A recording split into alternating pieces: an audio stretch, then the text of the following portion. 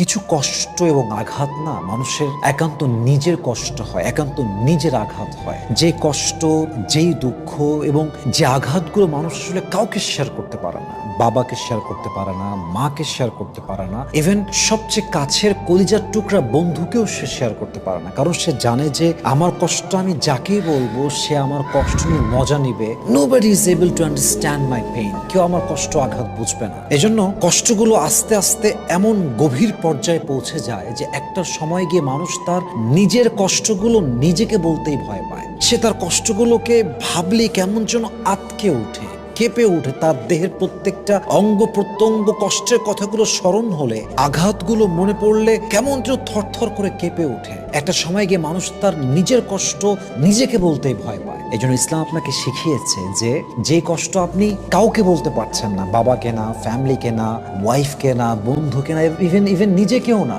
আপনি সেই কষ্টগুলো সেজদায় লুটিয়ে, নিজের মাথাকে নত করে সেজদায় লুটিয়ে দিয়ে আল্লাহকে বলেন। আল্লাহ আপনার কষ্টের প্রাইভেসিও রাখবেন এবং অচিরে আপনার সমস্ত দুঃখ কষ্ট আল্লাহ দূর করে দিবেন ইনশাআল্লাহ।